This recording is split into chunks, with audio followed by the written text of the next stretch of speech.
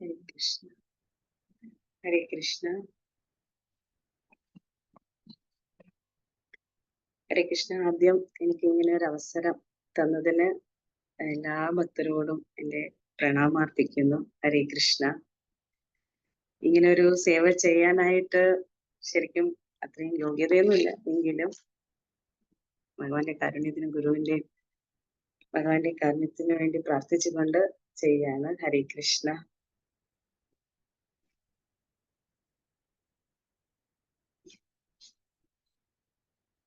ഓം അജ്ഞാനതിമിരാന്ധസ്യ ജ്ഞാനാഞ്ജനശലാകയാ ചക്ഷുരുന്മീലിതം യേന തസ്മൈ ശ്രീഗുരുവേ നമഃ. ശ്രീചൈതന്യമനോഭീഷ്ടം സ്ഥാപിതം യേന ഭൂതലേ സ്വയം രൂപകഥാ മഹ്യം ദദാതി സ്വപദാന്തികം. വന്ദേഹം ശ്രീഗുരും ശ്രീയുതാപദകമലം ശ്രീഗുരോ വൈഷ്ണവാംച ശ്രീരൂപം സഗജാതം സഗണാരിത്നാഥനിധം തം സജീവം സാദ്വൈതം സാവധൂതം പരിജനാസഹിതം കൃഷ്ണ ചൈതന്യദേവം ശ്രീരാധാ കൃഷ്ണ പാദാൻ സഗണാലളിതാ ശ്രീവിശാഖാന്വിതാം ച. ഹേ കൃഷ്ണ കരുണാ സിന്ധു ദീനബന്ധോ ജഗത്പദേ ഗോപേശ ഗോപികാ കാന്ത രാധാ കാന്ത നമോസ്തുതേ. തപ്ത കാഞ്ചന ഗൗരാംഗി രാധേ വൃന്ദാവനേശ്വരി വൃഷഭാനുസുതേ ദേവി പ്രണമാമി ഹരിപ്രിയേ. വാഞ്ചാകൽപതരുഭ്യശ്ച കൃപാ സിന്ധുഭ്യേവ ച പതിതാനാം പാവനേഭ്യോ വൈഷ്ണവേഭ്യോ നമോ നമഃ. ജയ ശ്രീ കൃഷ്ണ ചൈതന്യ പ്രഭു നിത്യാനന്ദ ശ്രീ അദ്വൈത ഗദാധര ശ്രീവാസാദി ഗൗരഭക്തവൃന്ദ. ഹരേ കൃഷ്ണ കൃഷ്ണ കൃഷ്ണ ഹരേ ഹരേ ഹരേ രാമ രാമ രാമ ഹരേ ഹരേ. നമോ വിഷ്ണുപദായ കൃഷ്ണപ്രേഷ്ഠായ മുതലേ ശ്രീമതേ ജയപതാക സ്വാമി നമസ്തേ നമ. ആചാര്യപദായ നിതായ ഗൗരവപ്രദായ ഗൗരവദാതായ നഗരഗ്രാമതാരണേ. നമോ വിഷ്ണുപദായ കൃഷ്ണപ്രേഷ്ഠായ മുതലേ ശ്രീമതേ ഭക്തിവേദാന്ത സ്വാമി നമസ്തേ സാരസ്വതി ദേവി ഗൗരവാണി പ്രചാരിണി നിർവിശേഷ ശൂന്യവാദി പാശ്ചാത്യ ദേശധാരണേ. जय श्री कृष्ण चैतन्य प्रभु नित्यानंद श्री अद्वैत गदाधर श्रीवासादि गौरभक्तवृंद. हरे कृष्ण कृष्ण कृष्ण हरे हरे हरे राम राम. ഹരേ കൃഷ്ണ. ഒരിക്കൽ കൂടി ഇവിടെ കൂടിയിരിക്കുന്ന എല്ലാ ഭക്തരുടെയും പാദങ്ങളിൽ എൻ്റെ മിതമായ പ്രണാമം. ഭക്തരുടെ അനുഗ്രഹം ഉണ്ടെങ്കിൽ മാത്രമേ നമുക്ക് ഭഗവാനെ കുറിച്ച് പറയാൻ കഴിയുള്ളൂ. അതുകൊണ്ട് എല്ലാവരുടെ അനുഗ്രഹം പ്രാർത്ഥിക്കുന്നു. ഹരേ കൃഷ്ണ. അതുപോലെ എല്ലാവരെയും ഈ സത്സംഗത്തിലേക്ക് സ്വാഗതം ചെയ്യുന്നു.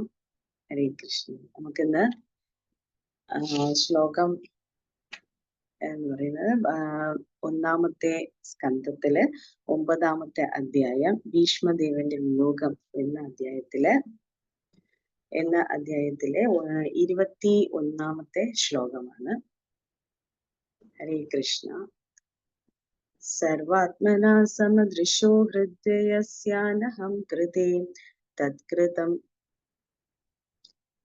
ഹരേ കൃഷ്ണ. ഭഗവാനോട് പ്രാർത്ഥിച്ചിട്ടാണ്. ഓം നമോ ഭഗവതേ വാസുദേവായ. ഓം നമോ ഭഗവതേ വാസുദേവായ. ഓം നമോ ഭഗവതേ വാസുദേവായ. കൃഷ്ണ. ശ്ലോകം 21. സർവാത്മനാ സമദൃശോ ഹൃദ്വയസ്യാനഹം കൃതേ തത്കൃതം അവിവൈഷമ്യം നിരവധ്യസ്യ ന ക്വചിത്. സർവാത്മനാ സമദൃശോ ഹൃദയസ്യാനഹം കൃതേ തത്കൃതം അതിവൈഷമ്യം നിരവധ്യസ്യ ന ക്വചിത്.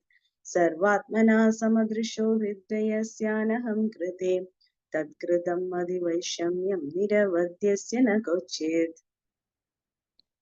വാക്കർത്ഥം.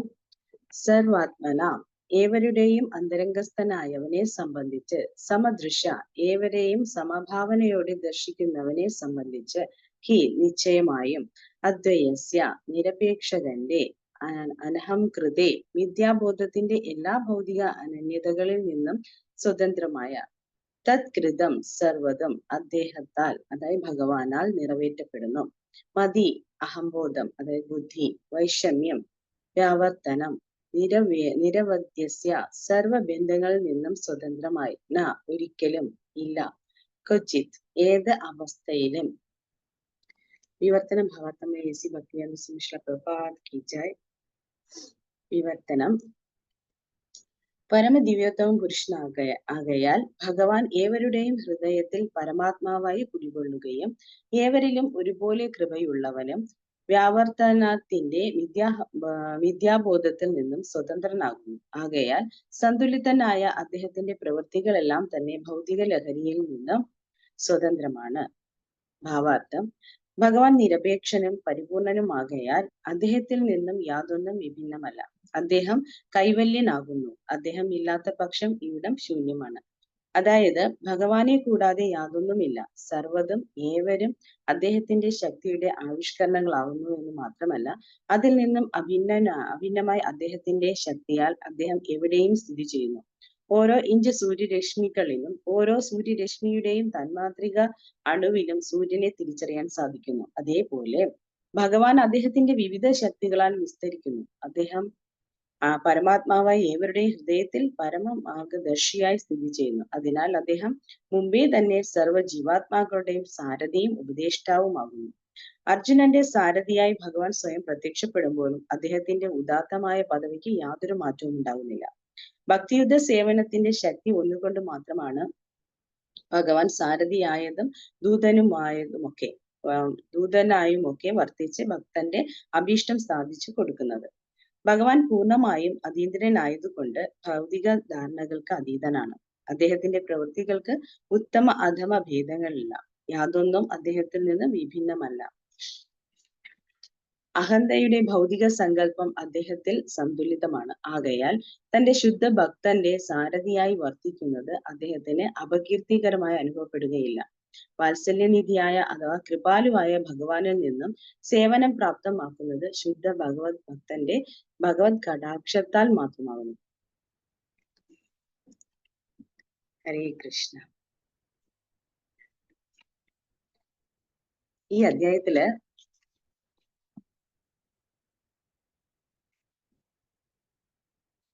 ഹരേ കൃഷ്ണ. ഈ അധ്യായത്തില് അതായത് ശ്രീകൃഷ്ണ ഭഗവാൻ തന്റെ പരമഭക്തനായ ഭീഷ്മാചാര്യർക്ക് മോക്ഷം അരുളുകയാണ് ഈ അധ്യായത്തിൽ കൂടെ പ്രധാനമായിട്ടും പറയുന്നത്, അല്ലെ. പിന്നെ കുരുക്ഷേത്ര യുദ്ധഭൂമിയില് ആ ഒരു സാഹചര്യം ഒന്ന് പറയാം. കുരുക്ഷേത്ര യുദ്ധത്തിന് ശേഷം യുധിഷ്ഠിര മഹാരാജാവിന് അതിയായിട്ട് ദുഃഖം അനുഭവപ്പെട്ടു, അല്ലെ. കാരണം യുദ്ധം സ്വന്തം താല്പര്യത്തിന് വേണ്ടി, അതായത് അദ്ദേഹത്തിന്റെ രാജകൊട്ടാരം പിടിച്ചെടുക്കുന്നതിന്, രാജ്യഭരണം നേടുന്നതിനുമായിട്ട് വേണ്ടിയിട്ട്, സ്വന്തം താല്പര്യത്തിന് വേണ്ടിയിട്ടാണ് അദ്ദേഹം യുദ്ധം ചെയ്യേണ്ടി വന്നത് എന്നൊരു വിഷമം യുധിഷ്ഠിര മഹാരാജാവിനുണ്ടായിരുന്നു.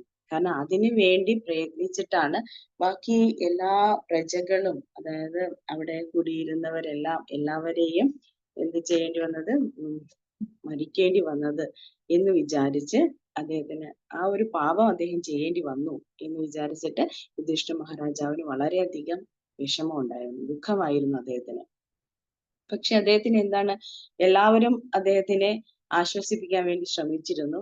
ഋഷിമാരും നാരദ മഹർഷി, വ്യാസദേവൻ എന്നുവേണ്ട അവിടെ ഉണ്ടായിരുന്ന എല്ലാ ഋഷിമാരും ജ്ഞാനികളും ഭഗവാൻ കൂടി അദ്ദേഹത്തിനെ ആശ്വസിപ്പിക്കാൻ വേണ്ടി ശ്രമിച്ചു.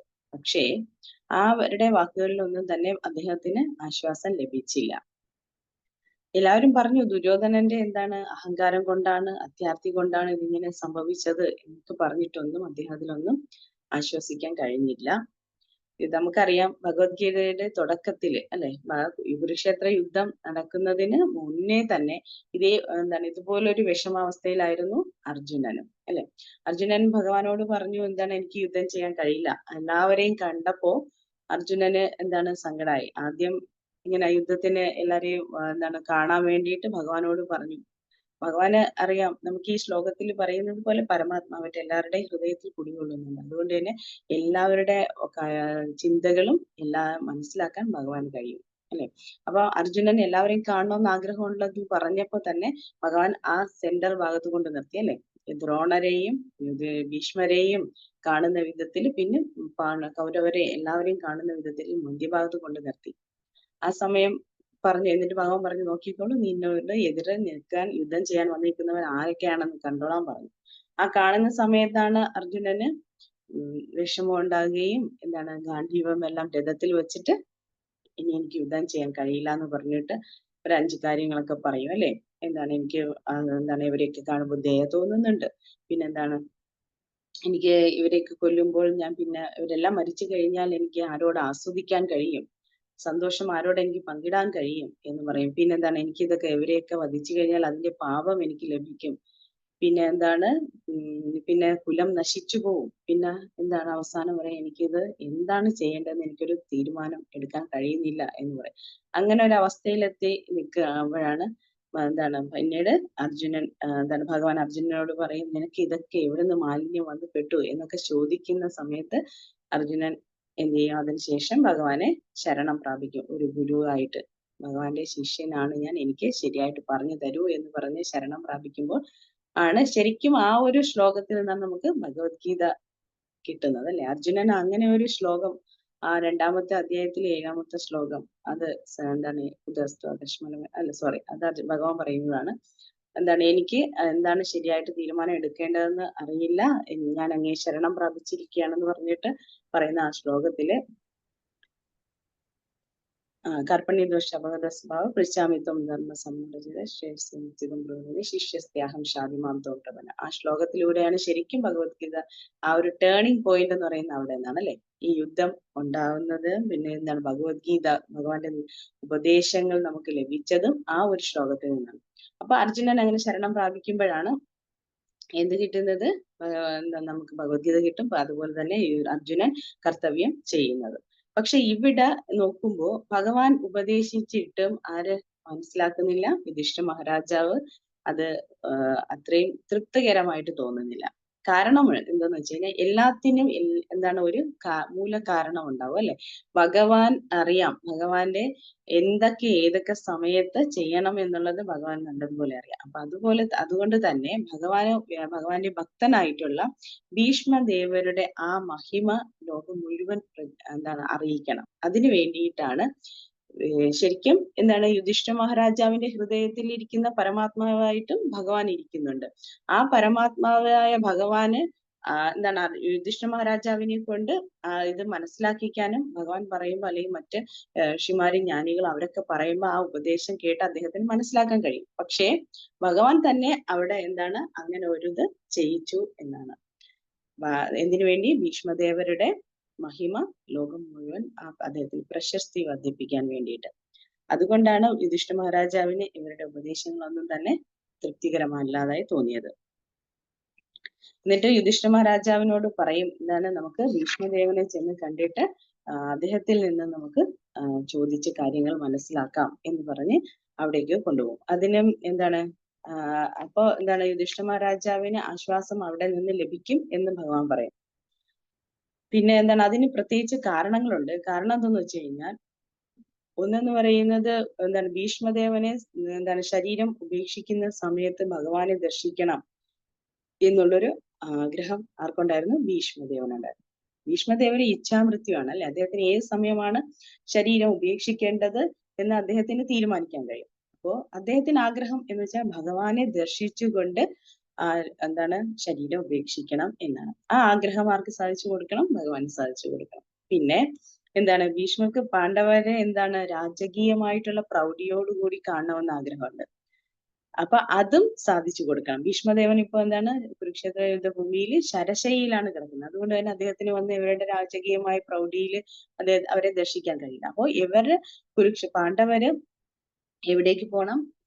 ഭീഷ്മദേവന്റെ അടുക്കലേക്ക് പോണം. അതുകൊണ്ടാണ് എന്താണ് പാണ്ഡവര് പോകുമ്പോ രാജകീയമായിട്ടുള്ള ആ പ്രൗഢിയോട് കൂടിയാണ് ഭീഷ്മരെ കാണാൻ പോകുന്നത്. പിന്നെന്താണ് പിന്നെ നമുക്ക് വിഷ്ണു സഹസ്രനാമം ലഭിച്ചതും ഇവരുടെ സംവാദം കഴിയുമ്പോഴാണ്. അപ്പൊ അതൊക്കെ ഭഗവാന് അറിയാം. അതിനു വേണ്ടിയിട്ടാണ് അവരെ അവിടേക്ക് കൊണ്ടുപോകുന്നത്. ഇത്രയും എന്താണ് ശ്രേഷ്ഠനായ ഒരു ഭക്തനാണ് ഭീഷ്മദേവർ എന്ന് ലോകത്തെ മൊത്തം അറിയിക്കുന്നതിലേക്ക് വേണ്ടി. അത് മാത്രമല്ല ഭീഷ്മദേവർ എന്താണ് ഈ ഇത്രയും ഭക്തനായിട്ടുള്ള ഒരു വ്യക്തി ഏത് സാഹചര്യത്തിൽ എങ്ങനെയാണ് പ്രവർത്തിക്കുന്നത്, ഒരു ഭക്തൻ എങ്ങനെ ആയിരിക്കണം എന്നുള്ളത് മറ്റുള്ളവരെ കാണിച്ചു കൊടുക്കുന്നതിന് വേണ്ടിയിട്ടുമാണ്. നമുക്കറിയാം കഴിഞ്ഞ ക്ലാസ്സുകളിലൊക്കെ എല്ലാവരും പറഞ്ഞിരുന്നു, നല്ല മനോഹരമായ ക്ലാസ്സുകളായിരുന്നു എല്ലാം. അതുകൊണ്ടാണ് ഞാൻ ആദ്യമേ പറഞ്ഞത് എനിക്ക് അതിനുള്ള യോഗ്യത കുറവാണെന്നുള്ളത്. എങ്കിലും നമ്മൾ ഭഗവാന്റെയും ഗുരുവിന്റെയും നിർദ്ദേശം അനുസരിച്ചിട്ട് അതിനുവേണ്ടി ശ്രമിക്കുകയാണ്. അപ്പോ എന്താണ്, ഭീഷ്മദേവർക്ക് ഏത് സാഹചര്യത്തിലും ഒരു ഭക്തൻ എങ്ങനെ പ്രവർത്തിക്കും എന്നുള്ളതൊക്കെ കാണിച്ചു കൊടുക്കുന്നതിന് വേണ്ടിയിട്ടാണ്. അങ്ങനെ എല്ലാവരും എന്ത് ചെയ്തു? എല്ലാവരും ആ ഒരു ഇതോടുകൂടി ഭീഷ്മദേവരുടെ അടുക്കലേക്ക് പോകും. അപ്പൊ അത് എന്താണ്, ഭീഷ്മദേവരുടെ അടുക്കലേക്ക് ഭീഷ്മദേവരെ കാണാൻ ചെല്ലുമ്പോൾ നമ്മുടെ വീട്ടിലേക്ക് ഒരു അതിഥി വന്ന് കയറുമ്പോൾ നമ്മൾ എന്ത് ചെയ്യും? ആ അതിഥിയെ നല്ല രീതിക്ക് സംസാരിച്ച് അദ്ദേഹത്തിനെ ക്ഷണിച്ച് വീട്ടിനകത്തേക്ക് കയറ്റി അവർക്ക് നല്ലൊരു ഇരിപ്പിടം നൽകി അവർക്ക് കുടിക്കുന്നതിനും കഴിക്കുന്നതിനും വേണ്ടി മധുരപലഹാരങ്ങളോ അല്ലെങ്കിൽ എന്താണ് നൽകുന്നത് അങ്ങനെയൊക്കെ നൽകി അവരെ നമ്മൾ സ്വീകരിക്കും, അതിഥിയെ സ്വീകരിക്കും അല്ലെ. പക്ഷേ എന്താണ്, ഭീഷ്മദേവർ എവിടെയാണ്?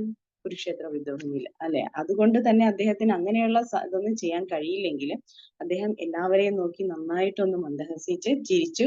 അതിനുശേഷം അവരോട് നല്ലതായിട്ട് സംസാരിക്കും. ഏത് സാഹചര്യത്തിലാണെങ്കിലും നമ്മൾ എങ്ങനെയാണ് പ്രവർത്തിക്കേണ്ടതെന്നതിന്റെ ഒരു ഉദാഹരണമാണ് അദ്ദേഹം അങ്ങനെ കാണിക്കുന്നത്. പിന്നെ ഇവിടെ അദ്ദേഹം അതിനുശേഷം എന്ത് ചെയ്തു? പാണ്ഡവർക്കുണ്ടായ ദുരിതങ്ങളെ കുറിച്ച് പറയുന്നു അല്ലെ. പാണ്ഡവർക്ക് ഒരുപാട് ദുരിതങ്ങൾ അനുഭവിക്കേണ്ടി വന്നിട്ടുണ്ട്. ആദ്യം പാണ്ഡു മരിച്ചതിന് ശേഷം അവര് കാട്ടിലാരും താമസിച്ച് മരിച്ചതിന് ശേഷം പാണ്ഡവര് ഇവിടെ രാജ്യത്തേക്ക് വരും. അവിടെ വന്നതിന് ശേഷവും കൗരവരിൽ നിന്ന് ഒരുപാട് ദുരിതങ്ങൾ പാണ്ഡവർക്ക് അനുഭവിക്കേണ്ടി വന്നിട്ടുണ്ട്. അത് കഴിഞ്ഞ് അവർ വളർന്നതിന് ശേഷം വീണ്ടും കുന്തിദേവിക്കും അങ്ങനെ ഒരുപാട് ദുഃഖങ്ങൾ അനുഭവിക്കേണ്ടി വന്നിട്ടുണ്ട്. ചൂതുകളിയിലും വനവാസത്തിന് പോവേണ്ടി വന്നതും അങ്ങനെയൊക്കെ. ദുര്യോധനാദികളിൽ നിന്ന് തന്നെ ഒരുപാട് പാണ്ഡവർക്ക് കഷ്ടതകൾ അനുഭവിക്കേണ്ടി വന്നിട്ടുണ്ടെന്ന് പറഞ്ഞ് ആ കഷ്ടതകളെ കുറിച്ചൊക്കെ ഭീഷ്മദേവർ പറയും.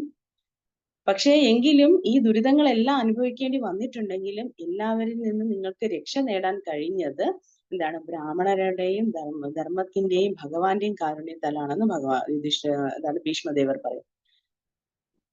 അങ്ങനെ പറഞ്ഞു. അതിനുശേഷം ഭീഷ്മദേവൻ പറയും, കാലത്തിന്റെ നിയന്ത്രണത്തിലാണ് എല്ലാം സാധ്യമാകുന്നത്, എല്ലാം സംഭവിക്കുന്നത് കാലത്തിന്റെ നിയന്ത്രണത്തിലാണ് എന്ന് പറയും.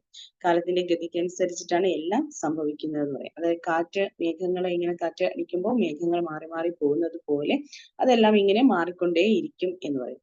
പക്ഷെ ഭക്തനെ സംബന്ധിച്ചിടത്തോളം കാലം എന്ന് പറയുന്നത് എന്താണ്? ഭഗവാന്റെ ഇച്ഛയാണ് അല്ലെ. ഭഗവാനെ ശരണം പ്രാപിച്ചു കഴിഞ്ഞാൽ ഒരു ഭക്തന് ഈ കാലം ആരുടെ നിയന്ത്രണത്തിലായിരിക്കും? ഭഗവാന്റെ നിയന്ത്രണത്തിലാണ്. ഭഗവാൻ ഇച്ഛിക്കുന്നത് പോലെ ആയിരിക്കും ആ ഭക്തന്റെ ജീവിതം പോകുന്നത് എന്നാണ് പറയുന്നത്. പിന്നീട് അതിനുശേഷം ഭീഷ്മദേവർ പറയും, ഭഗവാനെ കാണിച്ചുകൊണ്ട് പറയും, എന്താണ് ഇത്? നിങ്ങൾ വിചാരിക്കുന്ന പോലെ ഈ വ്യക്തി സാധാരണ ഒരു വ്യക്തിയല്ല. എന്താണ്? വൃഷ്ണികുലത്തില് വന്ന് ജനിച്ച ഒരു സാധാരണ വ്യക്തിയല്ല ഇദ്ദേഹം എന്ന് പറയുന്നത്. ഇദ്ദേഹം പരമദിവ്യോത്തമ പുരുഷനാണ്. അദ്ദേഹം എന്താണ്? ആദിനാരായണനും പരമ ആസ്വാദകനും ഒക്കെയാണ് ഇദ്ദേഹം എന്ന് പറഞ്ഞ് ഭഗവാനെ ചൂണ്ടിക്കാണിച്ചുകൊണ്ട് ഭീഷ്മദേവർ പറയുകയാണ് അല്ലെ. അതിനുശേഷം എല്ലാത്തിന്റെയും മൂലകാരണം ഭഗവാനാണ് എന്നൊക്കെ ഭീഷ്മദേവര് പറയുകയാണ്. അതിനുശേഷം ഭീഷ്മദേവർ പറയുന്നുണ്ട്, ഇത് ആർക്കൊക്കെ അറിയാം എന്ന് പറയുന്നുണ്ട്. ദേവർഷി നാരദനും കപിലനും ഭഗവത് അവതാരം എന്നിവരെല്ലാം അതീവ രഹസ്യമായ ഭഗവത് മഹാത്മ്യങ്ങൾ നേരിട്ടറിയുന്നവരാണ് എന്ന് പറയുന്നുണ്ട്. യുധിഷ്ഠിര മഹാരാജാവിനോട് പറഞ്ഞു കൊടുക്കണം, നിങ്ങൾ ഇങ്ങനെ സുഹൃത്തിനെ പോലെയും ദൂതനായിട്ടും സാരഥിയായിട്ടും ഒക്കെ ഇങ്ങനെ കൊണ്ട് നടക്കുന്നെങ്കിലും അദ്ദേഹം എന്ന് പറയുന്നത് പരമദിവ്യോത്തമ പുരുഷനാണ്. ഇത് ഒരുപാട് പേർക്ക് അറിയുകയും ചെയ്യാം. ഭീഷ്മദേവനും അറിയാം അല്ലെ. ഭീഷ്മദേവന് എല്ലാം അറിഞ്ഞുകൊണ്ട് തന്നെയാണ് ഭീഷ്മദേവനും കൗരവരുടെ പക്ഷത്ത് ചേർന്നതും ഇങ്ങനെ പ്രവർത്തിച്ചതും ഒക്കെ എന്താണ്?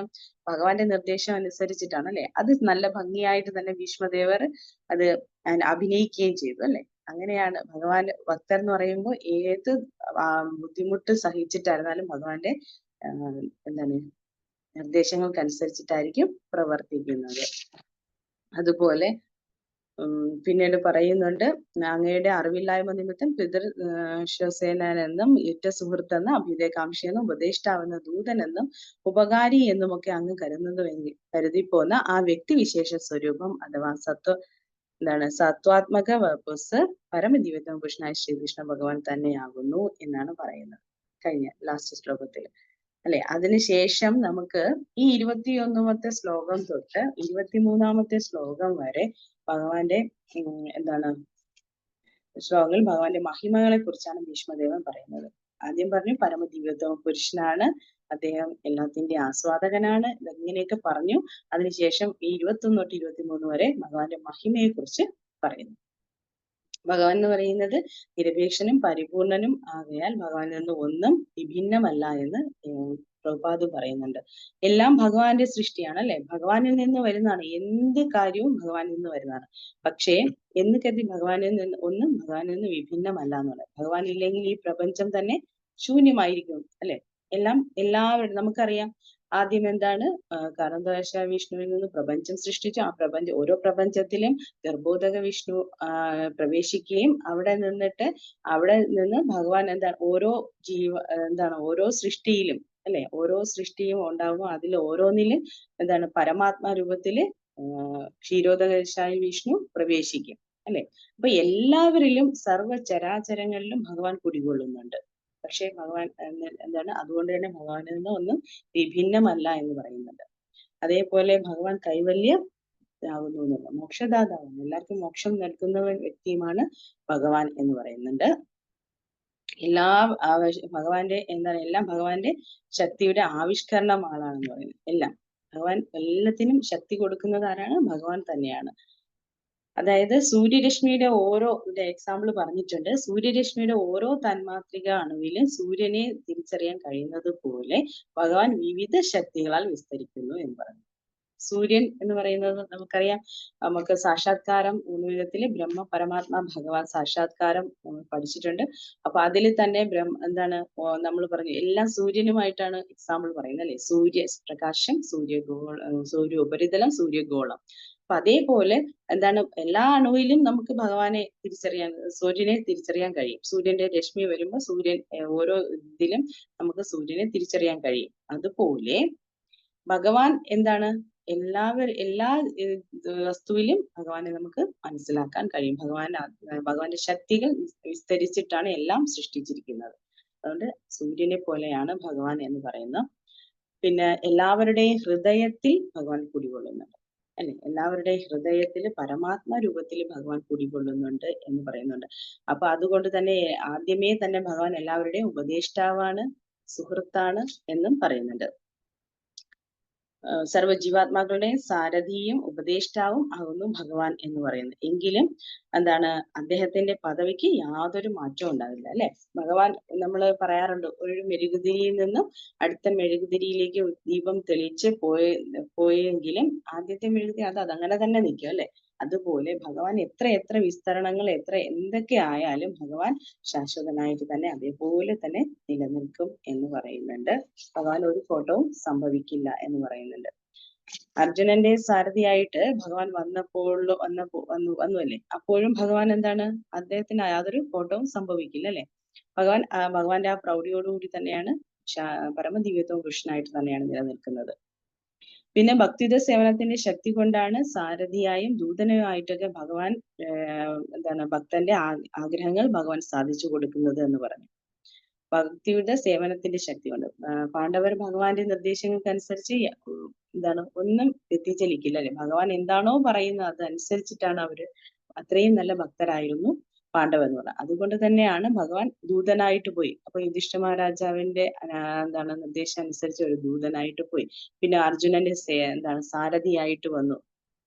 ഇതൊക്കെ ഭക്തരായതുകൊണ്ടാണ് ഭഗവാൻ എല്ലാം അങ്ങനെ ചെയ്യുന്നത്. നമുക്കറിയാം ഭഗവത്ഗീതയിൽ തന്നെ 18:61 പറയുന്നുണ്ട്, ഈശ്വര സർവഭൂതാനാം ഹൃദയേഷു അർജുന തിഷ്ഠതി ഭ്രാമയൻ സർവഭൂതാനി യന്ത്രാരൂഢാനി മായയാ. അതായത് പരമപുരുഷൻ എല്ലാവരുടെയും ഹൃദയത്തിൽ കുടികൊള്ളും. ഭൗതിക ശക്തിയാൽ നിർമ്മിതമായ യന്ത്രത്തിൽ എന്ന പോലെ സ്ഥിതി ചെയ്യുന്ന ജീവാത്മാക്കളുടെ ഭ്രമണത്തെ നിയന്ത്രിക്കുകയും ചെയ്യുന്നു അല്ലെ. എല്ലാവരുടെയും ഹൃദയത്തിൽ കുടികൊണ്ടുകൊണ്ട് തന്നെ എല്ലാവരുടെയും ജീവാത്മാക്കളുടെ ഭ്രമണത്തെ, അവരുടെ പ്രവൃത്തികളെ എല്ലാം നിയന്ത്രിക്കുകയും ചെയ്യുന്നത് ഭഗവാനാണെന്ന് പറയുന്നു. അതുപോലെ തന്നെ 13-23 പറയുന്നുണ്ട്, ഉപദേഷ്ടാനോ എന്താച്ച ഭർത്ത ഭോക്ത മഹേശ്വര പരമാത്മേതി ചാപ്യുക്തേഷം ദേഹോസ്മിൻ പുരുഷാപര. അതേപോലെ തന്നെ സാക്ഷിയും ഉപദേഷ്ടാവും അനുമതിദായകനും പരമഭോക്താവും ഇന്ദ്രിയാതീതനുമാണ് പരമാത്മാവ് എന്ന് പറയുന്നുണ്ട് അല്ലെ. ഒരു ഉദാഹരണം പറയുന്നുണ്ട്. ഒരു വ്യക്തി ഇരിക്കുന്ന നമ്മൾ എപ്പോഴും പരമാത്മാവ് എന്ന് പറയുമ്പോൾ നമുക്ക് ആദ്യം വരുന്നത് ഒരു വൃക്ഷത്തിലിരിക്കുന്ന രണ്ട് പക്ഷികളെ കുറിച്ചാണ് അല്ലെ. ആ ഭഗവത്ഗീതയിലൊക്കെ നമ്മൾ എന്താണ് ഭാവാർത്ഥത്തില് ശീല പ്രഭുപാദ് നമുക്ക് എക്സാമ്പിൾ ആയിട്ട് അത് തന്നിട്ടുണ്ട് അല്ലെ. ഒരു വൃക്ഷത്തില് ഇരിക്കുന്ന രണ്ട് പക്ഷികള്. അപ്പോ ഒന്ന് എന്ത് ചെയ്യും, ആ വൃക്ഷത്തിലെ ഫലങ്ങളെല്ലാം ഇങ്ങനെ പെട്ടെന്ന് ഇങ്ങനെ കഴിച്ചുകൊണ്ടേയിരിക്കും. മറ്റേ പക്ഷി എന്ത് ചെയ്യും, ആ കഴിച്ചുകൊണ്ടിരിക്കുന്ന ആ പക്ഷിയെ നോക്കിയിരിക്കുകയാണ്, എപ്പോഴാണോ എൻ്റെ അടുത്തേക്ക് തിരിഞ്ഞു നോക്കുന്നത് എന്ന് പ്രതീക്ഷിച്ചിട്ട് അല്ലെ. എന്നിട്ട് എന്താണ്, അപ്പോ ആ പക്ഷി എപ്പോഴാണോ ഭഗവാനായി തിരിയുന്നത് ആ സമയം എന്ത് ചെയ്യും, ഇതിൽ പറയുന്നുണ്ട് മുക്തിദാതാവാണ് ഭഗവാൻ എന്നല്ലേ. കാരണം ആ തിരിയുന്ന സമയം ഭഗവാൻ അദ്ദേഹത്തിന് ഉപദേശങ്ങൾ നൽകിയിട്ട് തിരിച്ച് ഭഗവാന്റെ നാമത്തിലേക്ക് കൊണ്ടുപോകാൻ വേണ്ടി കാത്തിരിക്കുകയാണ്. പിന്നെന്താണ്, ഭഗവാൻ അതീന്ദ്രിയം, പരിപൂർണമായും അതീന്ദ്രനായതുകൊണ്ട് ഭൗതികമായ ധാരണകൾക്ക് അതീതനാണ് ഭഗവാൻ എന്ന് പറയുന്നത്. എല്ലാത്തിലും ഭഗവാൻ കുടികൊണ്ടുണ്ടോ ഹരേ കൃഷ്ണ മാതാജി. ഹരേ കൃഷ്ണ. ഹരേ കൃഷ്ണ. പക്ഷിയുടെ എന്താ ഒന്നുകൂടെ പറയാമോ? പക്ഷിയുടെ എന്താ ഒന്നുകൂടെ പറയാമോ? പക്ഷിയുടെ രണ്ട് ഓക്കെ മാതാജി. അതായത് ഒരു വൃക്ഷത്തില് രണ്ട് പക്ഷികൾ ഇരിക്കുന്നു. അത് ഒന്ന് ജീവാത്മാവും ഒന്ന് പരമാത്മാവുമാണ്. ജീവാത്മാവായ നമ്മളെയാണ് ജീവാത്മാക്കൾ എന്ന് പറയുന്നത്. ജീവാത്മാവും ഒന്ന് പരമാത്മാവും. ആ ജീവാത്മാവ് എന്ന് പറയുന്നത് എന്താണ്, നമ്മൾ ഈ ഭൗതികമായ കാര്യങ്ങളെല്ലാം നേടാന്നതിന് വേണ്ടിയിട്ട് പരിശ്രമിച്ചുകൊണ്ടേയിരിക്കും.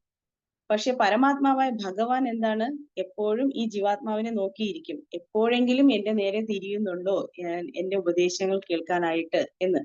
അപ്പൊ ഏത് സമയമാണോ ഈ എല്ലാ ഭൗതികമായ എല്ലാം ഇങ്ങനെ പിടിച്ചെടുക്കണം എന്നുള്ള സ്ഥിതിയിൽ നിന്ന് തിരിഞ്ഞ് ഭഗവാന്റെ അടുത്ത് നോക്കുന്ന സമയം ഭഗവാൻ എന്ത് ചെയ്യും, അവർക്ക് എന്താണ് ആത്മീയമായിട്ട് നമുക്ക് ഇതൊന്നും ശാശ്വതമല്ല, ഭഗവാന്റെ ധാമമാണ് ശാശ്വതം, ഇവിടെ നമ്മള് ദുഃഖാലയമാണ് എന്ന് ഉപദേശിച്ച് തിരിച്ച് ഭഗവാന്റെ ധാമത്തിലേക്ക് കൊണ്ടുപോകുന്നതിന് വേണ്ടി ശ്രമിക്കും.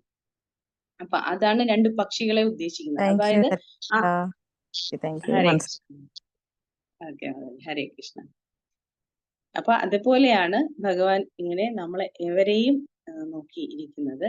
പരമാത്മാവായിട്ട് നമ്മുടെ ഹൃദയത്തിൽ കുടികൊണ്ട്, അതുകൊണ്ടാണ് പറയുന്നത് നമ്മുടെ ഹൃദയത്തിൽ കുടികൊണ്ട് സാരഥിയായിട്ടും ഉപദേഷ്ടാവായിട്ടും ഒക്കെ പറയുന്നത്. നമുക്ക് പലപ്പോഴും അനുഭവപ്പെട്ടിട്ടുണ്ടായിരിക്കും, ഓരോ കാര്യങ്ങളും നമ്മൾ ഇങ്ങനെ കൺഫ്യൂഷൻ ആവുന്ന സമയം നമുക്ക് തോന്നാറുണ്ട് ഇങ്ങനെ ചെയ്യാം, പക്ഷെ നമ്മൾ വിചാരിക്കുക അത് ശരിയല്ല, നമ്മുടെ വേറൊരു തീരുമാനം നമുക്ക് എടുക്കാം. നമ്മളെ ഹൃദയത്തിൽ ഇരുന്നുകൊണ്ട് ആരോ ഇങ്ങനെ പറയുന്നതായിട്ട് നമുക്ക് പലപ്പോഴും ഫീൽ ചെയ്യും.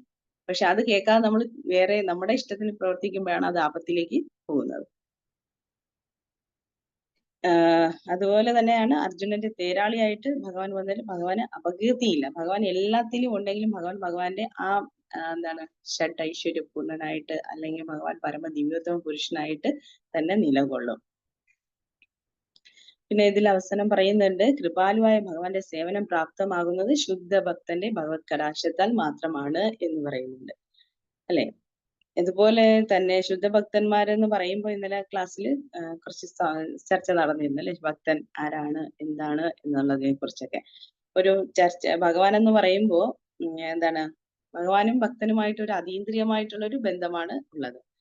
ഭഗവാൻ പറയും ഭക്തരെ നിയന്ത്രണത്തിലാണ് ഞാന് എന്ന് ഭഗവാൻ പറയും. എന്നാൽ ഭക്തൻ പറയും ഭഗവാന്റെ ഇച്ഛയ്ക്ക് അനുസരിച്ചിട്ടാണ് ഞാൻ പ്രവർത്തിക്കുന്നത് എന്ന് പറയും. പിന്നെ ഭഗവാന് ആഗ്രഹം, എപ്പോഴും ആഗ്രഹം ഒരു ഭക്തന്റെ പുത്രനായി ജനിക്കണം എന്നാണ് ഭഗവാൻ ആഗ്രഹിക്കുന്നത്. അപ്പോ അങ്ങനെ വരുമ്പോ ഭഗവാൻ ആ ഒരു ഭക്തന്റെ പുത്രനായി വരുമ്പോ ആ ഭക്തർക്ക് സേവ ചെയ്യാനും കഴിയും, അതുപോലെ തന്നെ അവരിൽ നിന്ന് സേവ സ്വീകരിക്കാനും കഴിയും. പുത്രനാവുമ്പോ എപ്പോഴും എനിക്ക് അത് വേണം ഇത് വേണം എന്നൊക്കെ പറഞ്ഞിട്ട് പിതാവിനോട് ആവശ്യപ്പെടാം അല്ലെ. അപ്പൊ ആ ഒരു സ്വാതന്ത്ര്യം അനുഭവിക്കാൻ ഭഗവാന്, അങ്ങനെ വരുമ്പോ ഭക്തൻ ആ കുഞ്ഞിനെ പുത്രനാവുമ്പോ ആ ആഗ്രഹങ്ങളെല്ലാം സാധിച്ചു കൊടുക്കും. അങ്ങനെ ഒരു ഇഷ്ടം ഭഗവാന് എപ്പോഴും ഉണ്ട്. അതുകൊണ്ടാണ് ഭഗവാൻ എപ്പോഴും ഭക്തന്മാരുടെ പുത്രനായി വരണം എന്ന് ആഗ്രഹിക്കുന്നത്. ഭക്തൻ എപ്പോഴും ചിന്തിക്കുന്നത് എന്തായിരിക്കും, ഭഗവാൻ അല്ലാതെ മറ്റാരും എനിക്കില്ല, അതുപോലെ തന്നെ ഭഗവാനും ഞാനല്ലാതെ മറ്റാരും ഭഗവാനും ഇല്ല എന്ന് ചിന്തിക്കും. അപ്പൊ നമ്മൾ ഭഗവാന്റെ ഇഷ്ടത്തിനനുസരിച്ച് നമ്മൾ പ്രവർത്തിക്കും. അങ്ങനെയുള്ള ഒരു വ്യക്തിയെ നമുക്ക് ഭക്തൻ എന്ന് പറയാം. ഏറ്റവും വലിയ ഉദാഹരണം എന്ന് പറയുന്നത് രാധാറാണി തന്നെയാണ് അല്ലെ, ഭക്തൻ എന്ന് പറയുമ്പോൾ. കാരണം ഏത് സമയവും ഭഗവാന്റെ സന്തോഷത്തിന് വേണ്ടി മാത്രം പ്രവർത്തിക്കുന്നതാണ്. അതുകൊണ്ടാണ് ഭഗവാൻ തന്നെ എന്താണ് ചൈതന്യ മഹാപ്രഭുവായിട്ട് അവതരിച്ചതും. എന്താണ് രാധാറാണിയുടെ ആ ഒരു ഭാവം എന്നറിയാൻ മനസ്സിലാക്കാൻ വേണ്ടിയിട്ടല്ലേ, ഒരു ഭക്തനായിട്ട് രാധാറാണിയുടെ ഭാവത്തില് ചൈതന്യ മഹാപ്രഭു അവതരിച്ച് നമുക്ക് കാണിച്ചു തന്നത്. ഭഗവാനും ഭക്തനുമായിട്ടുള്ള ഒരു ബന്ധം നമുക്ക് നോക്കുമ്പോൾ നമുക്കറിയാം. എന്താണ് ഇന്നലെ പറഞ്ഞിരുന്നു അംബരീഷ് മഹാരാജാവിന്റെ എക്സാമ്പിൾ. അംബരീഷ് മഹാരാജാവിന്റെ കാര്യത്തിലും അങ്ങനെയാണ്. രണ്ടുപേരും അങ്ങോട്ടും ഇങ്ങോട്ടും പറയും. അതായത് അംബരീഷ മഹാരാജാവിന് ഒരു വിഷമഘട്ടം വന്ന സമയത്ത് ഭഗവാന്റെ സുദർശനം ഉടൻ തന്നെ വന്നു അല്ലെ, ഭഗവാന്റെ ആ ഭക്തനെ രക്ഷിക്കുന്നതിന് വേണ്ടിയിട്ട്. അതുകൊണ്ട് അതായത് ഭക്തന്റെ നിയന്ത്രണം ആരുടെ കയ്യിലാണ്? ഭഗവാന്റെ കയ്യിലല്ല എന്ന് പറയുമ്പോൾ അതവിടെ കറക്റ്റ് ആവും. അതുപോലെ അവസാനം എന്താണ് ദുർവാസാവ് ഭഗവാന്റെ അടുക്കലേക്കും ദുർവാസാവ് മഹർഷി ഭഗവാന്റെ അടുക്കലേക്കും വന്ന് ശരണം പ്രാപിക്കാൻ ചെല്ലുന്ന സമയത്ത് ഭഗവാൻ പറയും, എന്റെ കയ്യിലല്ല, ആരുടെ കയ്യിലാണ്? എന്റെ നിയന്ത്രണം എല്ലാം അഹം ഭക്ത പരാധീന അല്ലെ, ഭഗവാൻ ഭക്തന്റെ കയ്യിലാണ് ഉള്ളത്. അപ്പൊ അതുകൊണ്ട് ആരടുത്ത് പോവുക? അംബരീഷ മഹാരാജാവിന്റെ അടുത്തേക്ക് തന്നെ പോകാൻ പറയും. അങ്ങനെ തിരിച്ച് ആരടുത്ത് വരുന്നു? ഭക്തൻ പറയും എന്റെ നിയന്ത്രണം എല്ലാം ഭഗവാന്റെ അടുത്താണെന്ന് പറയും. ഭഗവാൻ പറയും ഞാൻ എന്താണ് ഭക്തന്റെ അധീനതയിലാണ് എന്ന് പറയും. അപ്പൊ തിരിച്ച് അംബരീഷ മഹാരാജാവിന്റെ അടുത്ത് നിന്ന് ശരണം പ്രാപിക്കുന്ന സമയത്താണ് സുദർശനം തിരിച്ചു പോകുന്നത്. അപ്പോഴാണ് ഒരു ഭക്തൻ എന്റെ മഹിമ, ഭഗവാൻ എത്രത്തോളം ആ ഭക്തനെ എന്താണ് കെയർ ചെയ്യുന്നുണ്ടെന്ന് നമുക്ക് മനസ്സിലാക്കാൻ കഴിയുന്നു. അതേപോലെ തന്നെ ദ്രൗപദി ദേവി വസ്ത്രാക്ഷേപ സമയത്ത് ഭഗവാനെ ശരണം പ്രാപിക്കും അല്ലെ, ഭഗവാനെ എന്നെ വേറെ ആശ്രയം എനിക്കില്ല എന്ന് പറഞ്ഞ് ശരണം പ്രാപിക്കുന്ന സമയത്താണ് എന്താണ് നമുക്ക് അളക്കാൻ പറ്റാത്ത അത്രത്തോളം വസ്ത്രം ആർക്ക് കൊടുത്തത്? ദ്രൗപദിക്ക് കൊടുത്തത്. അപ്പൊ ഓരോ ആവഘട്ടത്തിൽ ഓരോ രീതിക്ക് നമുക്കിപ്പം ഭഗവാൻ നമ്മുടെ മുന്നിൽ വന്ന് നിന്ന് നമുക്ക് അങ്ങനെ പറഞ്ഞു തരാൻ അതിനുള്ള ഇതൊന്നും നമുക്ക് ഇല്ല. പക്ഷെ ഓരോ രീതിയിൽ നമുക്ക് ഭഗവാൻ നമ്മളെ സഹായിക്കും. അതുപോലെ തന്നെ നമുക്ക് നോക്കുമ്പോൾ അറിയാം, ഗർഭത്തില് ബ്രഹ്മാസ്ത്രം വരുന്ന സമയം, ആ സമയവും ഓടി വരും പാഹി മാഹി മഹായോഗിൻ എന്ന് പറഞ്ഞു അല്ലെ. ആ സമയത്തും ആരാണ്? ഭഗവാൻ ഒരു ചെറു വിരലിന്റെ അല്ലെ അങ്കുഷ്ട മാത്രയില് ആ ഇത് വന്നിട്ട് ഗർഭപാത്രത്തിൽ പോയിട്ട് ഭഗവാനെ പരീക്ഷിത് മഹാരാജാവിനെ രക്ഷിക്കും. അങ്ങനെ ഒരുപാട് എക്സാമ്പിൾ നമുക്കറിയാം ഭഗവാൻ ഭക്തരെ എങ്ങനെയാണ് കടാക്ഷിക്കുന്നത്, രക്ഷിക്കുന്നത് എന്നുള്ളതിന് അല്ലെ. നമുക്കറിയാം എല്ലാവരുടെയും ഹൃദയത്തില് ഭഗവാൻ എങ്ങനെയാണ് ഒരു 8 ഇഞ്ച് വലിപ്പത്തില് ഭഗവാൻ സ്ഥിതി ചെയ്യുന്നു എന്നാണ് പറയുന്നത്. പരമാത്മാ രൂപത്തില് 8 ഇഞ്ച് വലിപ്പത്തിൽ ഭഗവാൻ സ്ഥിതി ചെയ്യുന്നുണ്ട് എന്നാണ് പറയുന്നത്. അതുപോലെ ഭഗവാന്റെ രൂപം വർണ്ണിക്കുന്നുണ്ട് ഭാഗവതത്തിലെ എത്രാമത്തെ സെക്കൻഡ് കാൻറ്റോയില് 2ാമത്തെ ചാപ്റ്ററില് 8 മുതൽ 12 വരെ ഉള്ള ഒരു ശ്ലോകങ്ങളിൽ പറയുന്നുണ്ട് ഭഗവാൻ 8 ഇഞ്ച് വലിപ്പത്തില് എല്ലാവരുടെയും ഹൃദയത്തില് ശംഖ് ചക്ര ഗദാപത്മത്തോടു കൂടി ചതുർബാഹു രൂപത്തില് നിഗതം കൃഷ്ണനായിട്ട് പരമാത്മാവായിട്ട് സ്ഥിതി ചെയ്യുന്നു എന്ന് പറയുന്നുണ്ട്. അതുപോലെ തന്നെ ഭഗവാന്റെ രൂപം വർണ്ണിക്കുന്നുണ്ട്. എങ്ങനെയാ മനോഹരമാണ് ഭഗവാൻ എന്ന്. ഭഗവാന്റെ വക്രം എന്ന് പറയുന്നത് സന്തോഷം ജനിപ്പിക്കും നമുക്ക് കാണുമ്പോൾ, ചുണ്ടുകൾ. അതുപോലെ തന്നെ ഭഗവാന്റെ നേത്രം, കണ്ണുകൾ എന്ന് പറയുന്നത് താമര ഇതളുകൾ പോലെ നല്ല മനോഹരമായിട്ട് വിരിഞ്ഞിട്ടുള്ളതും. ഭഗവാന്റെ ഉടയാടകൾ, വസ്ത്രങ്ങൾ എന്ന് പറയുന്നത് കദംബപ്പൂവിന്റെ മഞ്ഞ നിറത്തിലുള്ള ആ ഒരു പീതവർണ്ണത്തിലുള്ള വസ്ത്രമാണെന്ന് പറയും ഭഗവാൻ അണിഞ്ഞിരിക്കുന്നത് പറയും. അതുപോലെ തന്നെ നിറയെ ആഭരണങ്ങൾ, സ്വർണം കൊണ്ടും രത്നങ്ങൾ പതിപ്പിച്ചതുമായിട്ടുള്ള മനോഹരമായിട്ടുള്ള ആഭരണങ്ങൾ ഭഗവാൻ അണിഞ്ഞിട്ടുണ്ടെന്ന് പറയും. അതുപോലെ ഭഗവാന്റെ കിരീടം, ഉജ്ജ്വലമായിട്ട് വെട്ടിത്തിളങ്ങുന്ന കിരീടവും കർണകുണ്ടലങ്ങളും ഒക്കെ ഭഗവാൻ അണിഞ്ഞിട്ടുണ്ടെന്ന് പറയും. അതുകൂടാതെ ഭഗവാന്റെ പാദം എവിടെയാ സ്ഥിതി ചെയ്യുന്നതെന്ന് വെച്ച് കഴിഞ്ഞാൽ മഹായോഗീശ്വരന്മാരുടെ താമരപ്പൂ പോലുള്ള ഹൃദയത്തില് പത്രകമലത്തിലാണ് ഭഗവാന്റെ പാദം സ്ഥിതി ചെയ്യുന്നത് എന്ന് പറയുന്നു. അതുപോലെ തന്നെ ഭഗവാന്റെ മാറിടത്തില് മനോഹരമായ ഗോവത്സ മുദ്രണം ചെയ്ത കൗസ്തുഭ രത്നങ്ങൾ പതിപ്പിച്ചിട്ടുണ്ട്.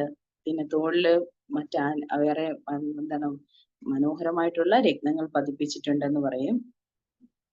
പിന്നെ അദ്ദേഹത്തിന്റെ സ്കന്ധം മുഴുവൻ നവനവങ്ങളായ പൂമാലകൾ, ഭഗവാൻ ഇങ്ങനെ മാലകൾ അണിഞ്ഞിട്ടുണ്ട്. അതുകൂടാതെ മനോഹരമായ പുഷ്പഹാരം കൊണ്ട് ഭഗവാന്റെ അരയ്ക്ക് ചുറ്റും ഇങ്ങനെ കെട്ടിയിട്ടുണ്ട്. അമൂല്യമായ രത്നങ്ങൾ പതിപ്പിച്ച മോതിരങ്ങൾ ഭഗവാൻ അണിഞ്ഞിട്ടുണ്ട്. സർവേശ്വര ഭഗവാൻ അങ്ങനെ എല്ലാം കൊണ്ട് ഇങ്ങനെ അലങ്കരിച്ചിട്ടാണ് പരമാത്മ രൂപത്തിൽ നമ്മുടെ എല്ലാവരുടെ ഹൃദയത്തിൽ ഭഗവാൻ നിൽക്കുന്നത്. അതുപോലെ തന്നെ ഭഗവാന്റെ പാദങ്ങൾ എന്ന് വെച്ച് കഴിഞ്ഞാൽ നല്ല മനോഹരമായിട്ടുള്ള താമരപ്പൂ ഇതൾ പോലെ ആ നിറത്തിലുള്ള ഭഗവാന്റെ പാദങ്ങളിൽ എന്താണ് പാദസരങ്ങളും കങ്കണവും ഒക്കെ അണിഞ്ഞിട്ടുണ്ട്. പിന്നെ ഭഗവാന്റെ മുടി നീല നിറത്തിലുള്ള ഇളം നീല നിറം കലർന്ന ചുരുണ്ട തലമുടിയാണ് ഭഗവാന്റേതെന്ന് പറയുന്നത്. അതുപോലെ ഭഗവാൻ എങ്ങനെയാണ് നിൽക്കുന്നത്? മന്ദഹാസം പൊഴിക്കുന്ന പ്രസന്നമായ വദനം ആണ് ഭഗവാന്റെ. അങ്ങനെ പൊഴിച്ചുകൊണ്ടാണ് എല്ലാവരുടെയും ഹൃദയത്തിൽ ഭഗവാൻ പരമാത്മാവായിട്ട് സ്ഥിതി ചെയ്യുന്നത് എന്ന് പറയുന്നുണ്ട്. ഇത്രയും മനോഹരമായിട്ടാണ് നമ്മുടെ ഹൃദയത്തിൽ ഭഗവാൻ സ്ഥിതി ചെയ്യുന്നത്. അപ്പൊ ആ ഭഗവാനെ നമുക്ക് സ്മരിച്ചുകൊണ്ട് ഭഗവാന്റെ നിർദ്ദേശങ്ങൾ അനുസരിച്ച് പ്രവർത്തിച്ചു കഴിഞ്ഞാൽ ഭഗവാൻ നമ്മളെ എന്ത് ചെയ്യും? കടാക്ഷിക്കും, അല്ലെ? നമ്മൾ നേരത്തെ പറഞ്ഞതുപോലെ ഭഗവാന്റെ എന്താണ് ഭക്തന്മാരെ സംരക്ഷിക്കുക അല്ലെങ്കിൽ ഭക്തന്മാരെ സേവ ചെയ്യുന്നതെന്ന് വെച്ചാൽ ഭഗവാന്റെ ഒരു കടാക്ഷം ആണ് എന്ന് പറഞ്ഞു. അതുപോലെ ഭഗവാൻ എല്ലാവരെയും കടാക്ഷിക്കും. ഹരേ കൃഷ്ണ. ഈ ശ്ലോകത്തിൽ നിന്ന് എനിക്ക് ഇത്രയും കാര്യങ്ങളാണ് മനസ്സിലാക്കാൻ കഴിഞ്ഞത്. അപ്പൊ ഇതിൽ പറഞ്ഞതിൽ എന്തെങ്കിലും തെറ്റ് ഉണ്ടെങ്കിൽ തിരുത്തി തരാം. അതുപോലെ തന്നെ എന്തെങ്കിലും ആഡ് ചെയ്യാനുണ്ടെങ്കിൽ ആഡ് ചെയ്യാം. ഹരേ കൃഷ്ണ. എന്തെങ്കിലും സംശയം ഉണ്ടെങ്കിൽ എനിക്കറിയാവുന്നതാണെങ്കിൽ ഞാൻ പറഞ്ഞുതരാം, ഇല്ലെങ്കിൽ നമ്മുടെ സംഘത്തിൽ നല്ല ശ്രേഷ്ഠായ ഭക്തരുണ്ട്, അവര് പറഞ്ഞു തരും. ഹരേ കൃഷ്ണ. ഹരേ കൃഷ്ണ. ഹരേ കൃഷ്ണ മാതാജി. അതായത് ഭക്തന്മാരുടെ നമ്മുടെ ഈ ശ്ലോകത്തിൽ പറയുന്നുണ്ട്, ഭഗവാന്റെ സന്തുലിതനായ അദ്ദേഹത്തിന്റെ പ്രവൃത്തികളെല്ലാം തന്നെ ഭൗതിക ലഹരിയിൽ നിന്ന് സ്വതന്ത്രമാണ് എന്ന് പറയുന്നുണ്ട്. അതുപോലെ ഭക്തന്റെ കാര്യം പറഞ്ഞപ്പോ ഒരു ശ്ലോകം, അതായത് 5:12 ശ്ലോകം കേട്ടോ. എന്റെ പ്രിയപ്പെട്ട രഘുഗുണ രാജാവേ, ഒരു മഹാഭക്തന്റെ പങ്കജപാദങ്ങളിലെ ധൂളി ശരീരം ആസകലം വാരിപ്പൂശാൻ അവസരം ലഭിക്കാത്ത ഒരുവനും ആത്യന്തിക സത്യത്തെ സാക്ഷാത്കരിക്കാനാവില്ല. ബ്രഹ്മചര്യം അനുഷ്ഠിച്ചത് കൊണ്ടോ, അതായത് ഞാൻ ഇത് വായിക്കുമ്പോൾ കുറച്ച് നീണ്ടു പോകുന്നുണ്ട്, ഇത്തിരി വലിയ ശ്ലോകമാണ്. അതായത് ബ്രഹ്മചര്യം അനുഷ്ഠിച്ചത് കൊണ്ടോ, ഗൃഹസ്ഥ ജീവിതത്തിന്റെ നിയമങ്ങളും ക്രമങ്ങളും കർശനമായി പാലിച്ചത് കൊണ്ടോ, വാനപ്രസ്ഥനായി ഭവനം വിട്ടുപോയത് കൊണ്ടോ, സന്യാസം സ്വീകരിച്ചത് കൊണ്ടോ, അല്ലെങ്കിൽ ശൈത്യകാലത്ത് ജലത്തിൽ മുങ്ങി നിന്നോ, വേനൽക്കാലത്ത് സൂര്യന്റെ കൂടും താപത്തിന് താഴെ അഗ്നിജ്വാലകൾക്കുള്ളിൽ നിന്നോ കഠിന തപസ് അനുഷ്ഠിച്ചത് കൊണ്ടോ മാത്രം ഒരുവൻ ആത്യന്തിക സത്യ സാക്ഷാത്കാരം സാധ്യമാവില്ല. ആത്യന്തിക സത്യത്തെ അറിയുന്നതിന് വേറെയും ധാരാളം പ്രക്രിയകൾ ഉണ്ട്. പക്ഷെ ഒരു മഹാഭക്തന്റെ കാരുണ്യം നേടുന്ന ഒരുവന് മാത്രമേ ആത്യന്തിക സത്യം വെളിപ്പെട്ട് കിട്ടുകയുള്ളൂ. അപ്പൊ ഭക്തന്മാരുടെ ആ ക്വാളിറ്റിയെ പറ്റി പറയുന്ന ഒരു ഭക്തൻ, നമ്മൾ അതൊക്കെ സത്സംഗം എന്ന് പറയുന്നത്. ഇനി സത്സംഗം. അപ്പൊ എന്നിട്ട് അടുത്ത ശ്ലോകത്തിൽ പറയുന്നുണ്ട്, ഭാഗം മനസ്സിലായല്ലോ, രഘുഗുണ രാജാവ് എന്നോട് പറയുന്നത്, ഭരത രാജാവ്. ഞാനത് ഇനി അടുത്ത ശ്ലോകത്തിൽ പറയുന്ന പരിശുദ്ധ ഭക്തന്മാരെന്ന് ഇവിടെ സൂചിപ്പിച്ചിട്ടുള്ളത് ആരൊക്കെയാണ്? പരിശുദ്ധ ഭക്തന്മാരുടെ ഒരു സഭയിൽ രാഷ്ട്രീയവും സാമൂഹ്യവും ശാസ്ത്രവും പോലുള്ള വിഷയങ്ങൾ ചർച്ച ചെയ്യുന്ന പ്രശ്നമേ ഉദിക്കുന്നില്ല. പരിശുദ്ധ ഭക്തന്മാരുടെ സഭയിൽ പരമദിവ്യോത്തമ പുരുഷനായ ഭഗവാന്റെ ഗുണങ്ങളും രൂപങ്ങളും ലീലകളും മാത്രമേ ചർച്ച ചെയ്യപ്പെടുകയുള്ളൂ. അദ്ദേഹം വളരെ ശ്രദ്ധാപൂർവ്വം സ്തുതിക്കപ്പെടുകയും ആരാധിക്കപ്പെടുകയും ചെയ്യുന്നു. പരിശുദ്ധ ഭക്തന്മാരുടെ സഹവാസത്തിൽ അത്തരം വിഷയങ്ങൾ ആദരവോടെ നിരന്തരം ശ്രവിക്കുന്ന ആത്യന്തിക സത്യത്തിന്റെ അസ്തിത്വത്തിൽ അലിഞ്ഞു ചേരാൻ ആഗ്രഹിക്കുന്ന ഒരു വ്യക്തി പോലും ക്രമേണ വാസുദേവന്റെ സേവനത്തിലേക്ക് ആകർഷിക്കപ്പെടും. അപ്പൊ ഒരു ഭക്തന്റെ യോഗ്യതകളെ പറ്റി പറയുന്നതാണ്. നമ്മളിപ്പോ ഇതിൽ ഭഗവാൻ പറയുന്നുണ്ട്, ഭൗതിക ലഹരിയിൽ നിന്ന് സ്വതന്ത്രമാണ് ഭഗവാൻ. നമ്മളൊക്കെ ഭൗതിക ലഹരിയിൽ ഇങ്ങനെ മുങ്ങി താണുകൊണ്ടിരിക്കുകയാണ്, അല്ലേ? അതാ ഞാൻ എന്റെ കാര്യം പറയുന്നത്, നമ്മൾ കാണുന്നുണ്ടോ അതിൽ വീഴുന്നു. പിന്നെ പരിശുദ്ധ ഭക്തരുടെ ലക്ഷണങ്ങൾ ഈ ശ്ലോകത്തിൽ വിവരിച്ചിരിക്കുന്നു. പരിശുദ്ധനായ ഒരു ഭക്തന് ഭൗതിക വിഷയങ്ങൾ ഒരിക്കലും താല്പര്യം ഉണ്ടായിരിക്കില്ല. ശ്രീ ചൈതന്യ മഹാപ്രഭു അദ്ദേഹത്തിന്റെ ഭക്തന്മാരെ ലൗകിക വിഷയങ്ങൾ സംസാരിക്കുന്നതിൽ നിന്നും കർശനമായി വിലക്കിയിട്ടുണ്ട്. അപ്പൊ നമ്മൾ കൂടുമ്പോ എപ്പോഴും ഭഗവാന്റെ കാര്യങ്ങൾ മാത്രം പറയും. ഇതൊക്കെ ഒരു ഭക്തന്റെ ക്വാളിറ്റി നമ്മൾ മനസ്സിലാക്കണം. അപ്പൊ നമ്മൾ എവിടെ നിൽക്കുന്നു സ്വയം പ്രഭുപാദർ പറയുന്നുണ്ട്, ആത്മപരിശോധന നടത്തിക്കോണം. ഇതൊക്കെ വെച്ചിട്ട് നമ്മൾ ഒരു ആത്മപരിശോധന നടത്തിക്കോണം. പിന്നെ ഇതേ ശ്ലോകത്തില് 3-ാം സ്കന്ധത്തില് ഒരു ശ്ലോകം പറയുന്നുണ്ട്, ഭക്തന്റെ അപാകതകള്. അതിനിപ്പോ ഇവിടെ പറയാൻ സമയപരിമിതി മൂലം ഞാൻ പറയുന്നില്ല, എങ്കിലും അതിന്റെ ശ്ലോകത്തിന്റെ മീനിങ് മാത്രം പറയാം. അസൂയയും അഹംഭാവവും അക്രമവും കോപവും വിഭാഗീയതയും ഉള്ള വ്യക്തി നിർവഹിക്കുന്ന ഭക്തി സേവനം തമോ ഗുണത്തിലുള്ളതാണെന്ന് പരിഗണിക്കപ്പെടുന്നു. അതിൽ ശ്രീല വിശ്വനാഥ ചക്രവർത്തി ദാസർ നന്നായിട്ട് പറയുന്നുണ്ട് കുറെ കാര്യങ്ങൾ. ശ്ലോകം വായിച്ചുണ്ടോ? ഞാൻ ശ്ലോകം വേണമെങ്കിൽ പറഞ്ഞുതരാം. ശ്ലോകം പറഞ്ഞോളൂ. കണ്ടം 3:2 അധ്യായം 29 ശ്ലോകം 8. കേട്ടോ, ഇതൊക്കെ നമ്മൾ വായിച്ച് മനസ്സിലാക്കണം. അപ്പൊ നമുക്ക് നമ്മുടെ പോരായ്മകൾ മനസ്സിലാക്കാനും നമ്മൾ ഭക്തന്മാരുമായിട്ട് സഹവസിക്കുമ്പോൾ നമ്മൾ ആരെയൊക്കെ വേദനിപ്പിക്കുന്നുണ്ടോ, നമ്മൾ എങ്ങനെ ഇവിടം വരെ എത്തി എന്നൊക്കെ ഒരു ആത്മപരിശോധന നടത്താൻ ഈ ശ്ലോകങ്ങൾ കണക്റ്റഡ് ആണ്. അതുകൊണ്ടാണ് ഇത് രണ്ടും കൂടെ ഞാൻ പറഞ്ഞത്. ഹരേ കൃഷ്ണ. ഇപ്പൊ ഞാൻ പറഞ്ഞത് 3 രണ്ടാമത്തെ ബുക്കാണ്, അധ്യായം 29 ശ്ലോകം 8. പിന്നെ ഞാൻ ആദ്യം പറഞ്ഞത് 5, 12, 12. നമ്മളെ ഒരു പരിശുദ്ധ ഭക്തൻ എങ്ങനെയാണ് എന്നുള്ളത് കാണിക്കാനുള്ള ഈ ശ്ലോകമാണ് രണ്ടാമത് ഞാൻ ആദ്യം പറഞ്ഞത്.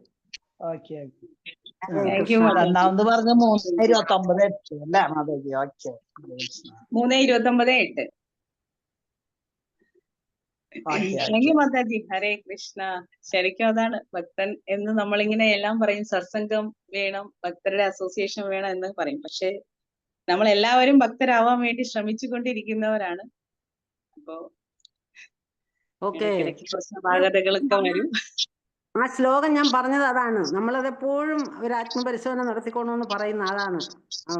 അതില് വിശ്വനാഥ ചക്രവർത്തി നന്നായിട്ട് ചെയ്തിട്ടുണ്ട്, പറഞ്ഞിട്ടുണ്ട്. ഹരേ കൃഷ്ണ. അതെ, അപ്പോ നമുക്ക് ഇടയ്ക്ക് ഈ ശ്ലോകം മനസ്സിൽ ഇടയ്ക്കിടയ്ക്ക് ആലോചിച്ച് കഴിഞ്ഞാൽ നമുക്ക് അതിൽ നിന്ന് നമുക്ക് തന്നെ നോക്കാൻ കഴിയും. ഇന്നലത്തെ ക്ലാസ് ഞാൻ കേട്ടില്ല, ചക്രയുടെ ക്ലാസ്. ഇപ്പൊ ക്ലാസ്സിന് അധികം കയറാൻ വൈകാത്തോണ്ട് കയറാറില്ല. ഇന്നലെ വരുമെന്നാണ് വിചാരിച്ചത്. ഹരേ കൃഷ്ണ. ഹരേ കൃഷ്ണ മാതാജി. Thank you. ഹരേ കൃഷ്ണ മാതാജി, നല്ല ക്ലാസ് ആയിരുന്നു. ഞാൻ കൃഷ്ണപ്രിയയുടെ അമ്മയാണ്. ഹരേ കൃഷ്ണ മാതാജി. ഹരേ കൃഷ്ണ മാതാജി.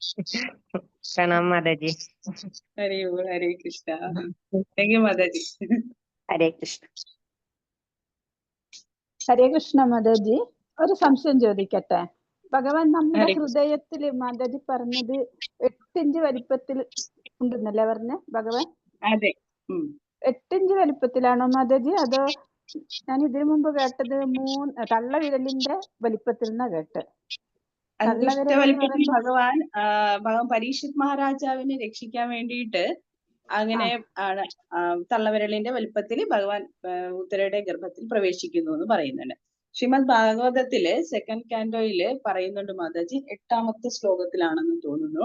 അതിൽ പറയുന്നുണ്ട് ഭഗവാൻ 8 ഇഞ്ച് വലിപ്പത്തില് പരമദിവ്യത്വം പുരുഷൻ പരമാത്മാ രൂപത്തിൽ സ്ഥിതി ചെയ്യുന്നു എന്ന് പറയുന്നു. ഓ, അങ്ങനെയാണോ? ശരി. Hare Krishna Mataji, thank you. നല്ല ക്ലാസ് ആയിരുന്നു മാതാജി. ഹരേ കൃഷ്ണ. Thank you Mataji. ഹരേ കൃഷ്ണ മാതാജി. മാതാജി, ആ ഭഗവാന്റെ വിവരം ഒന്നും കൂടെ പറയാമോ മാതാജി? എന്താ മാതാജി? ഭഗവാന്റെ ആ വിവരണം ഒന്നും കൂടെ പറയാമോ? പറയാം മാതാജി. ഇത് കേൾക്കുമ്പോ ഭഗവാനെ മനസ്സിൽ കാണുന്ന പോലെ മാതാജി ഒന്നും കൂടെ പറഞ്ഞാൽ നന്നായിരുന്നു. ഹരേ കൃഷ്ണ. Thank you. നമുക്ക് എപ്പോഴും ഭഗവാനെ ഇങ്ങനെ നാമം ജപിക്കുന്ന സമയത്തൊക്കെ നമുക്ക് ഇങ്ങനെ ആലോചിച്ച് ജപിച്ചു കഴിഞ്ഞാൽ നല്ലതായിരിക്കും. നമ്മുടെ ശ്രദ്ധ കുറച്ച് സമയത്തേക്കെങ്കിലും മാറില്ല. അതായത് ഭഗവാൻ 8 ഇഞ്ച് വലിപ്പത്തില് ശംഖ് ചക്ര ഗദാ പത്മ രൂപത്തില് ചതുർബാഹു രൂപത്തില് ഭഗവാൻ പരമദിവ്യത്വം പുരുഷനായിട്ട് നമ്മുടെ ഹൃദയത്തിൽ സ്ഥിതി ചെയ്യുന്നു. അദ്ദേഹത്തിന്റെ വക്രം, ആ മനോഹരമായിട്ടുള്ള ഭഗവാന്റെ ആ ചുണ്ടുകൾ കാണുമ്പോൾ നമുക്ക് സന്തോഷം ഉണ്ടാവും. അപ്പൊ നമ്മളിങ്ങനെ ചിന്തിച്ചാൽ മതി, ഭഗവാന്റെ ചുണ്ടുകൾ കാണുമ്പോൾ നമുക്ക് സന്തോഷം ഉണ്ടാവും. അതുപോലെ തന്നെ ഭഗവാന്റെ കണ്ണുകൾ എന്ന് പറയുന്നത് താമര ഇതളുകൾ പോലെ വിടർന്നതാണ്. വളരെ മനോഹരമായിട്ടുള്ള വിടർന്ന താമര ഇതളുകൾ പോലെയുള്ള കണ്ണുകളാണ് ഭഗവാന്റേത്. അതുപോലെ തന്നെ അടുത്ത് പറയും ഭഗവാന്റെ വസ്ത്രം എങ്ങനെയുള്ളതാണ്? കദംബ പൂവിന്റെ പോലെ പീതവർണ്ണത്തിലുള്ളതാണ് ഭഗവാന്റെ വസ്ത്രം. അത് കഴിഞ്ഞ് ഭഗവാൻ ആഭരണങ്ങൾ അണിഞ്ഞിരിക്കുന്ന ആഭരണങ്ങളെല്ലാം സ്വർണം കൊണ്ടും രത്നങ്ങൾ കൊണ്ടും അലങ്കരിച്ചിട്ടുള്ള ആഭരണങ്ങളാണ് ഭഗവാൻ അണിഞ്ഞിരിക്കുന്നത്. അത് കൂടാതെ ഭഗവാന്റെ കിരീടം എന്ന് പറയുന്നത് ഉജ്ജ്വലമായിട്ട് വെട്ടിത്തിളങ്ങുന്ന കിരീടമാണ്. അതുപോലെ തന്നെ ഭഗവാൻ കർണകുണ്ടലങ്ങൾ അണിഞ്ഞിട്ടുണ്ട്, നമുക്കറിയാം അല്ലെ? മകരകുണ്ടലങ്ങൾ ഭഗവാൻ അണിഞ്ഞിട്ടുണ്ട്. പിന്നെ ഭഗവാന്റെ പാദം എന്ന് പറയുന്നത് നമുക്ക് ഇങ്ങനെ ആലോചിച്ചാലും മതി, ഭഗവാന്റെ പാദം തൊട്ട് ആലോചിച്ചാലും മതി. ഭഗവാന്റെ പാദം എന്ന് പറയുന്നത് യോഗീശ്വരന്മാർ, മഹായോഗികളുടെ ഹൃദയത്തില് ഉള്ള അവരുടെ താമരപ്പൂ പോലുള്ള മൃദുവായിട്ടുള്ള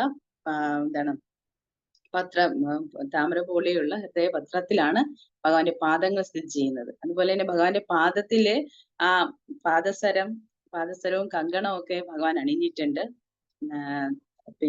പിന്നെ പറയുന്നുണ്ട് ഭഗവാൻ അത് കഴിഞ്ഞ് ഭഗവാന്റെ ഇടുപ്പില് പൂമാലകൾ കൊണ്ട് അണിഞ്ഞിട്ടുണ്ട്. ഇടുപ്പില് ചുറ്റും ഇങ്ങനെ നല്ല മനോഹരമായിട്ടുള്ള സുഗന്ധം വമിക്കുന്ന സുഗന്ധം ഉള്ള പൂക്കൾ കൊണ്ട് കെട്ടിയിരിക്കുന്നു ഭഗവാന്റെ ഇടുപ്പ്.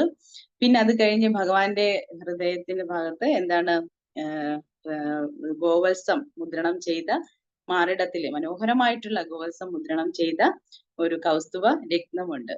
ഗോവത്സം എന്ന് പറയുമ്പോൾ എന്താണ് ഭഗവാന്റെ കുളമ്പുണ്ടല്ലോ, പശുവിന്റെ കുളമ്പ്, അതിന്റെ ആ ഒരു മുദ്രണം ചെയ്ത അതില് കൗസ്തുഭ രത്നങ്ങൾ അണിഞ്ഞിട്ടുണ്ട്. പിന്നെ ഭഗവാന്റെ തോളുകളിലും മനോഹരമായിട്ടുള്ള രത്നങ്ങൾ അണിഞ്ഞിട്ടുണ്ട്. ഭഗവാന്റെ പിന്നെന്താണ് കഴുത്തില് നിറയെ നവനവങ്ങളായിട്ടുള്ള പൂമാലകൾ അണിഞ്ഞിട്ടുണ്ട് ഭഗവാൻ. പിന്നെ മനോഹരമായ പുഷ്പങ്ങൾ കൊണ്ട് ഇങ്ങനെ പൂമാലകളൊക്കെ ഭഗവാൻ അണിഞ്ഞിട്ടുണ്ട്. പിന്നെ ഭഗവാന്റെ കൈകളിലൊക്കെ എന്താണ് മനോഹരമായിട്ട് രത്നങ്ങൾ പതിപ്പിച്ച മോതിരങ്ങളുണ്ട്. പിന്നെ ഭഗവാന്റെ എന്താണ് മന്ദഹാസം പൊഴിച്ചുകൊണ്ട് ഭഗവാൻ ഇങ്ങനെ നിൽക്കുന്നുണ്ട്. അതുപോലെ തന്നെ ഭഗവാന്റെ മുടി എന്ന് പറയുന്നത് ഇളം നീല നിറത്തിലുള്ള ചുരുണ്ട മുടികളാണ് ഭഗവാന്റേത്. ആ രൂപത്തില് ഭഗവാൻ ചതുർബാഹു രൂപത്തിൽ ഇങ്ങനെ മനോഹരമായിട്ട് മന്ദഹസിച്ചു കൊണ്ടാണ് നമ്മുടെ ഹൃദയത്തിൽ സ്ഥിതി ചെയ്യുന്നത്. ഇത്രയും മനോഹരമായിട്ടുള്ള ഭഗവാൻ നമ്മുടെ ഹൃദയത്തിൽ ഉണ്ട്. അപ്പൊ നമ്മള് എന്താണ് നമ്മുടെ ചിന്തയും എല്ലാം പ്രവൃത്തിയും എല്ലാം എന്താണ് അത്രയും മനോഹരമാവും അല്ലെ. ഭഗവാനെ കുറിച്ച് നമ്മൾ ചിന്തിക്കും തോറും നമ്മുടെ എല്ലാ മാലിന്യവും മാറി നമ്മളും ശുദ്ധരായി തീരും. ഹരേ കൃഷ്ണ. ഹരേ കൃഷ്ണ മാതാജി. ഇതാരും പറഞ്ഞു തന്നിട്ടില്ല. പരമാത്മരൂപത്തില് ഭഗവാന് ഇത് അങ്ങനെ ഇതായിട്ടുണ്ടായില്ല. ഇത് ഭാഗവതത്തിലുള്ളതാണ് മാതാജി. ഭാഗവതത്തില് സെക്കൻഡ് കാൻഡോയില് പറയുന്നുണ്ട്.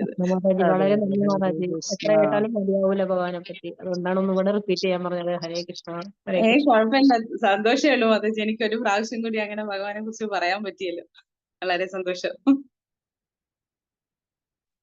ഹരേ കൃഷ്ണ. ഹരേ കൃഷ്ണ മാതാജി. ഹരേ കൃഷ്ണ. ഹരേ കൃഷ്ണ ഹരേ മാതാജി. കൃഷ്ണ. ഹരേ കൃഷ്ണ മാതാജി. Thank you Mataji. ഹരേ കൃഷ്ണ മാതാജി. ആ ശ്ലോകം എത്രാമത്തെന്ന് പറഞ്ഞു Mataji?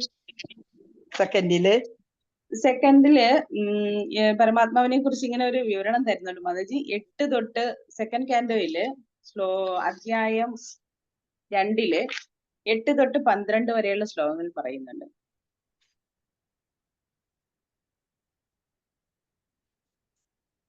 2.2.8 to 12.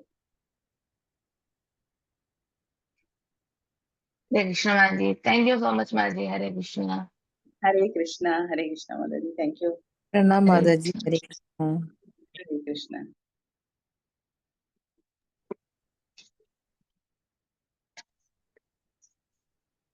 Hare Krishna Madaji. Hare Krishna Maji. Close ചെയ്യാം Maji. Okay. Hare Krishna. പഞ്ചകൽപതരുപേക്ഷ കൃപാസിന്ധു